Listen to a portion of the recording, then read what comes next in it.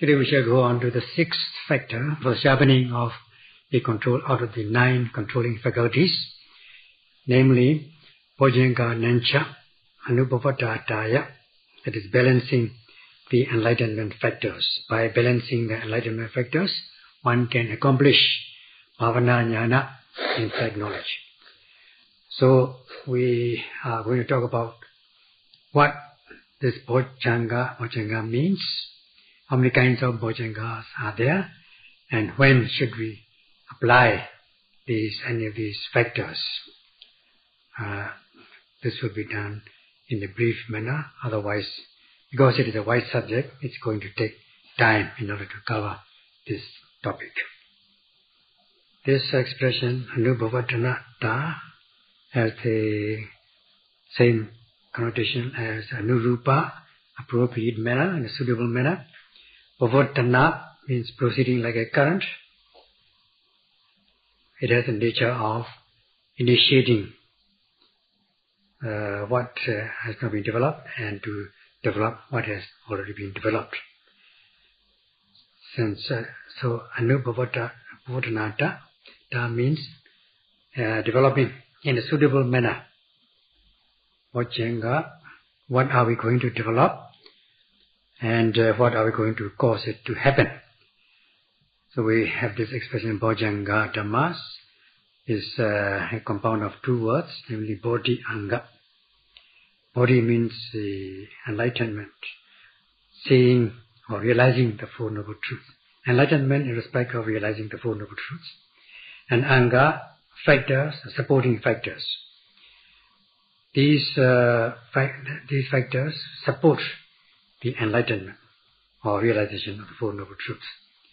It is not just the enlightenment, but there are factors, supporting factors, requisites, and such are known as Anga. In a sense, they are requisites, they are supporting factors, which cause the realization of the Four Noble Truths.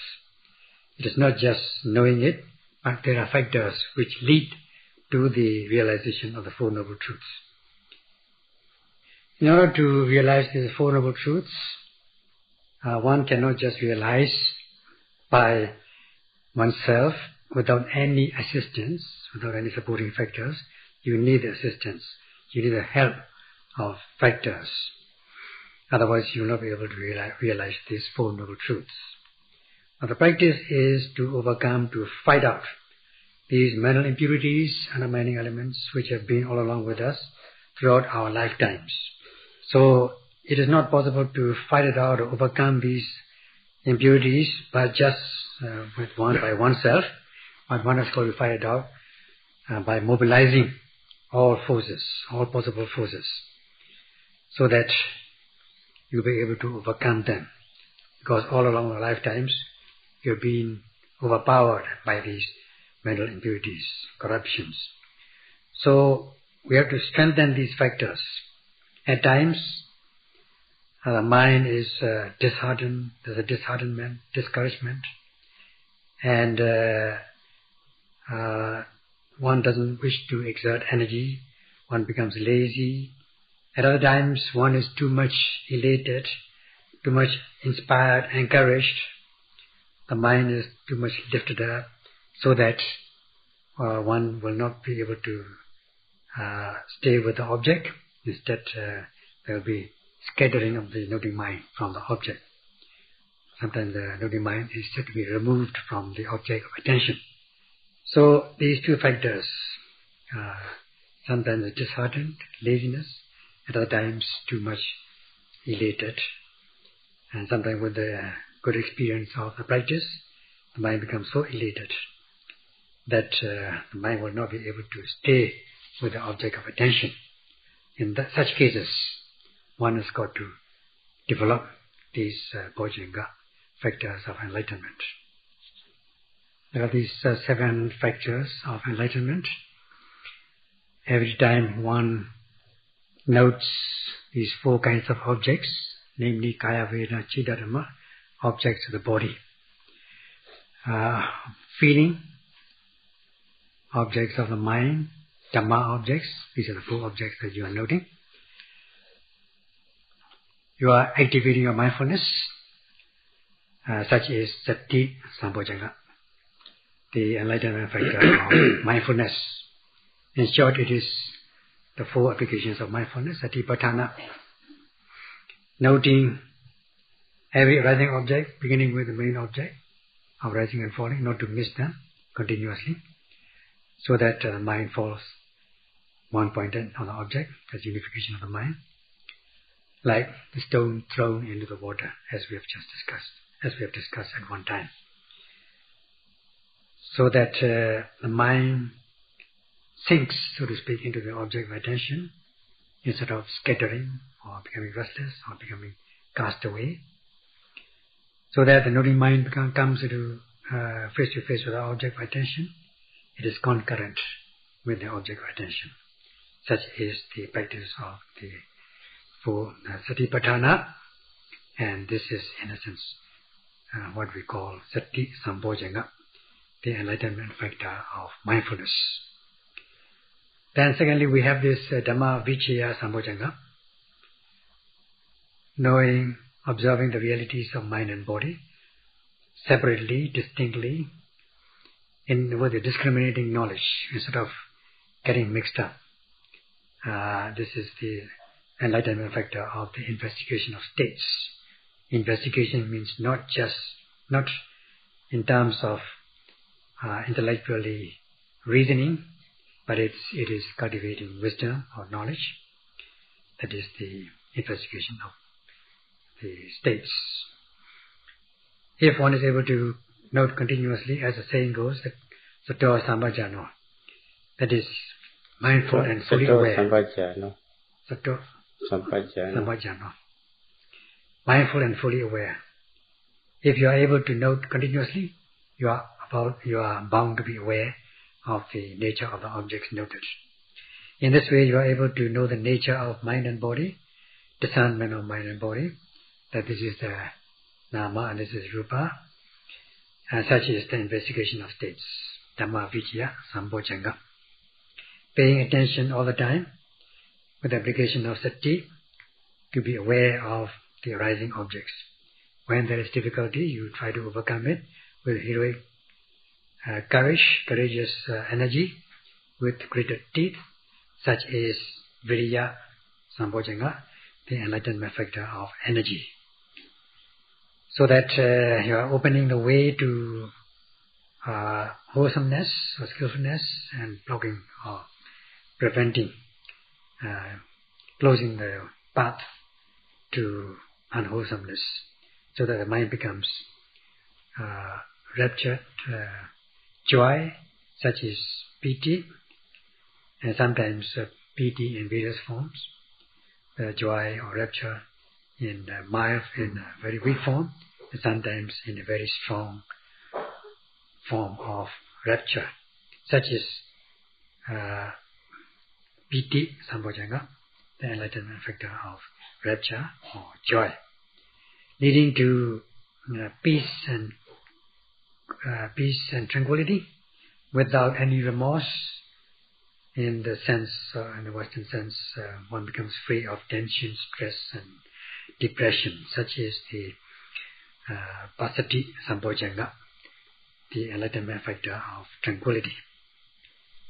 So that mind and body becomes tranquil, peaceful. There's a sense of well-being. The mind falls unified on the object of attention.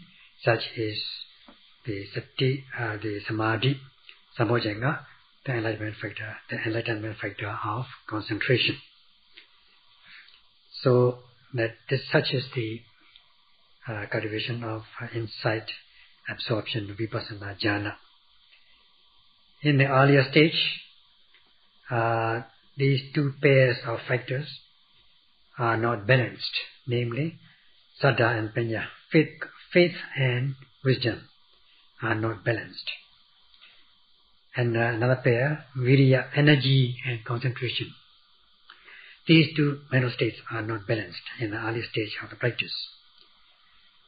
Now, when one is becomes skilled and in the course of the practice, these 2 pairs becomes balanced. That is, faith becomes balanced with Panya, wisdom, And so are the second pair, namely Viriya and Samadhi, energy and concentration. They become balanced and they are in equilibrium. Neither is an excess. Such is the state of Upekkha Sambhojjhanga, the enlightenment factor of equanimity. In this way, we have these 7 kinds of enlightenment factors. So the practice is to develop them. They are developed only at the stage of the insight knowledge known as Udiyabhya Jnana, the knowledge of the arising and passing away. Only at that stage that these bojjhangas, enlightenment factors, are developed, and is also correct in practice. The bojjhanga factors have to be applied, to be developed. At times, in the course of practice, yogi's mind is not working energetically. There's laxitude. The energy tends to go down. The mind, which is not in the object, that is bhavana citta, the meditative mind, is not so active. Instead, it is getting sluggish, especially when one comes into contact with the unsatisfactory situations, become disheartened. And such bhavana mind, bhavana citta, meditative mind is known as lina bhava, shrinking state of mind, the nature of shrinkage or nature of retardation. And one does not wish to exert energy. And even if one exerts energy, one gets exhausted very soon. And then one tends to become laid back, not wishing to exert energy, and become easygoing. In such cases, you need to brighten your mind, make it active, make it diligent, awaken your mind. So, in such cases, you need to apply 3 out of the 7 bojjhanga factors of enlightenment, namely piti sambhojjhanga, the enlightenment factor of rapture or joy, and viriya sambhojjhanga, the enlightenment factor of energy, and the Dhamma vijaya sambhojjhanga, the enlightenment factor of the investigation of states. Now, as regards the application of piti, rapture has the nature of becoming delighted in the object. When you become delighted with the object that you are noting, then your mind becomes fresh and tends to blossom, such as recollection on the qualities of the 3 gems, Buddha, Dhamma, Sangha, and also remembering, bringing to mind the benefits of the 7 benefits of the practice of the way of mindfulness, so that in a way that such benefits are not trivial, they are quite significant. So knowing the benefits of the practice, you tend to appreciate it, appreciate your practice, cherish the practice, so that the mind tends to blossom, the mind tends to become fresh and energetic. In the text are given the many causes for the development of piti, rapture. There's quite a lot has been said in the literatures, but it may take time, if we go into the details of this subject. When we come to the second one, that is viriya sambhojjhanga, the enlightenment factor of energy, that is exertion of energy in a heroic effort, energizing yourself. First of all, when you are noting normally, you apply initial energy. There's initial application of energy in the first place. Later, in the course of the practice, when you come to observe or come to experience difficult situations, you boost up your energy. That is the second stage. When there's laxitude, when you tend to become laid back, or when you are not able to overcome such difficulties, you will boost up your energy, enhance your energy. Knowing the loss due to loss of energy and the benefit, merits and demerits of energy or otherwise, and by just knowing it, then you can awaken your mind so that your mind becomes energetic. Then comes Dhamma Vichaya Samojjhanga, the enlightenment factor of the investigation of states. That is the discriminating knowledge, wisdom as to the nature of the mind and body. You are investigating.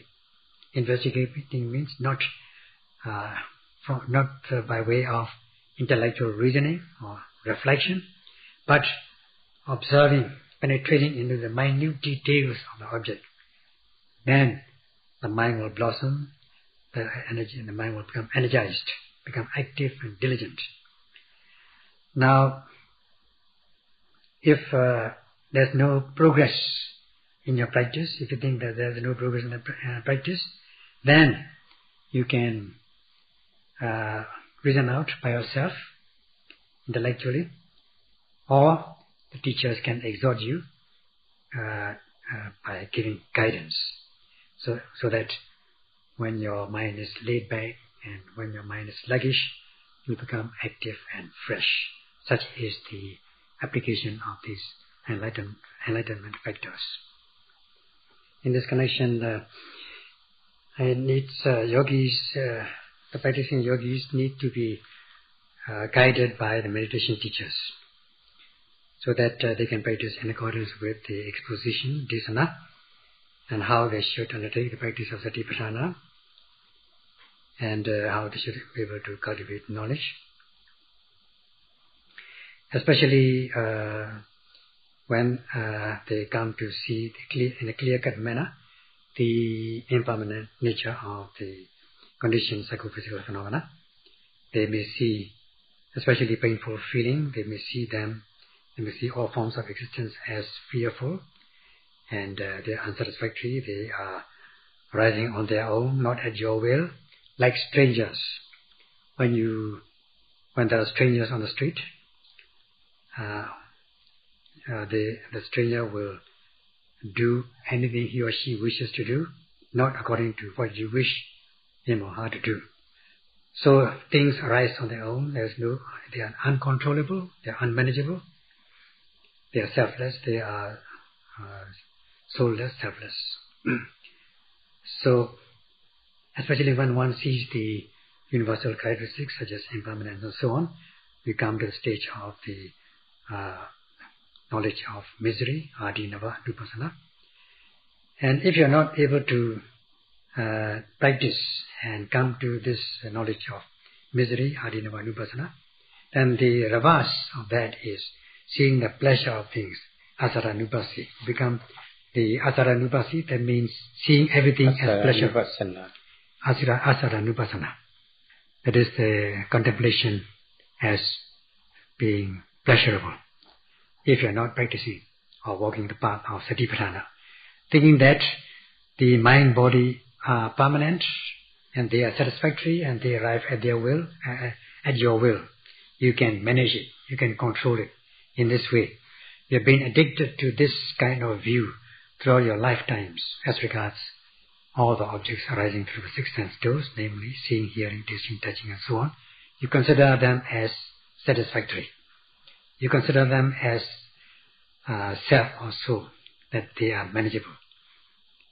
They can be managed by you, and you are seeing them as pleasurable, asara nupassana.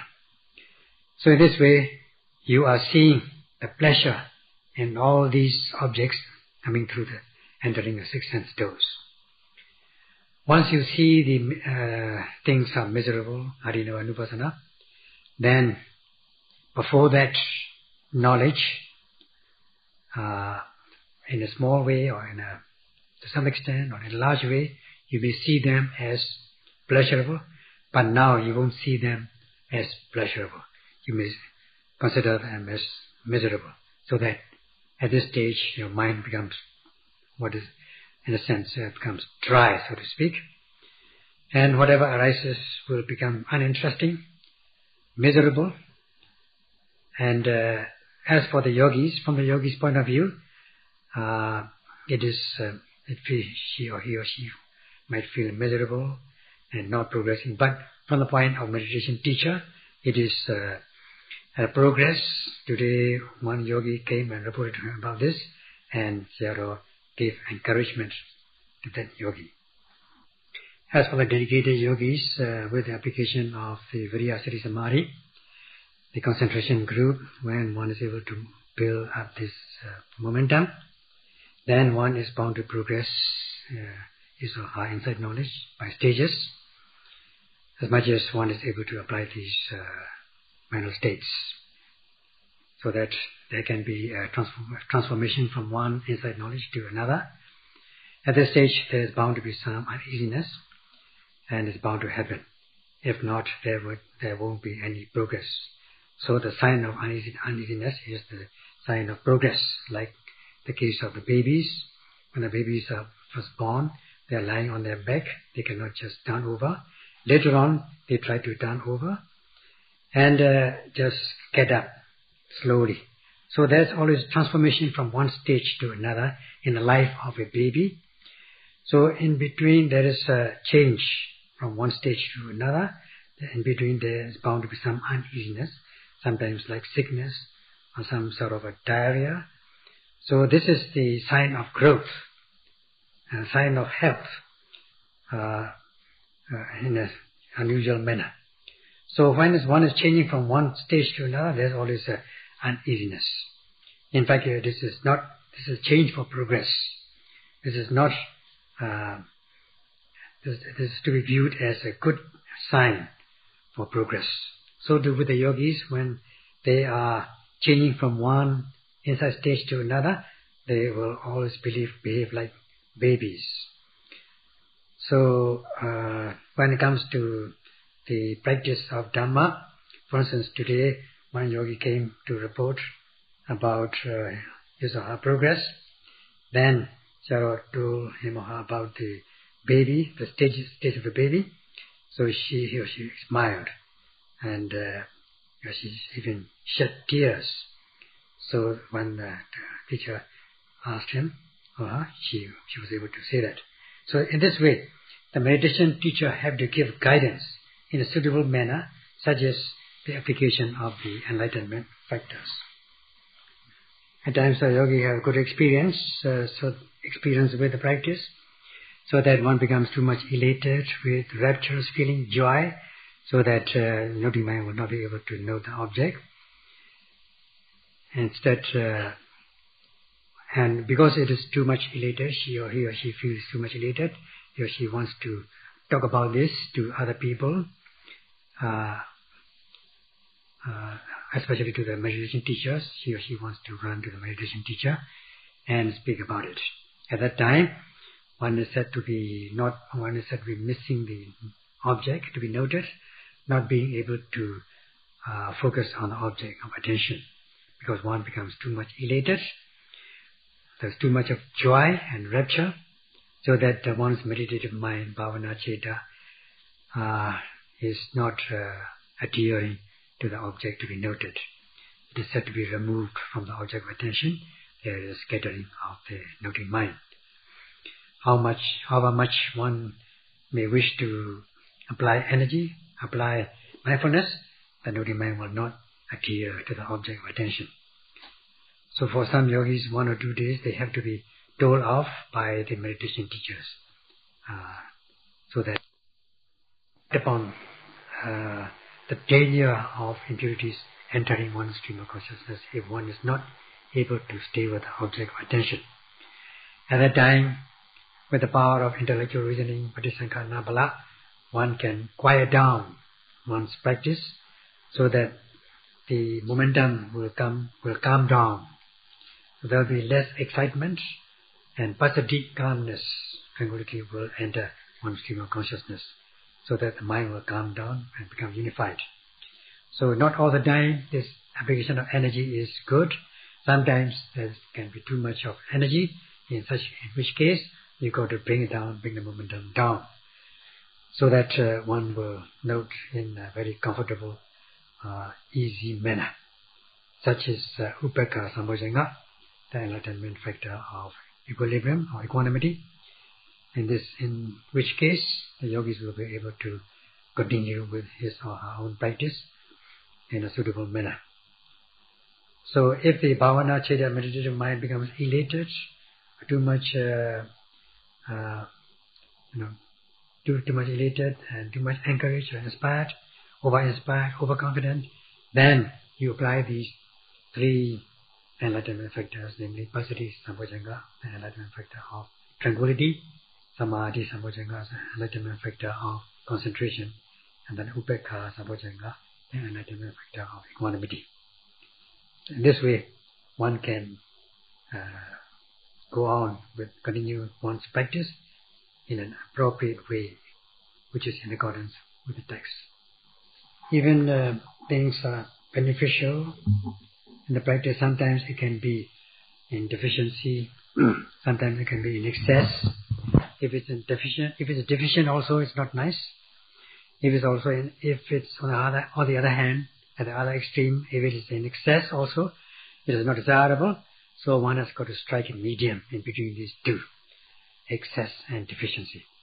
Like when you're taking nutriments and essential items, elements for your health, you take it in an appropriate manner so that you are able to sustain your health.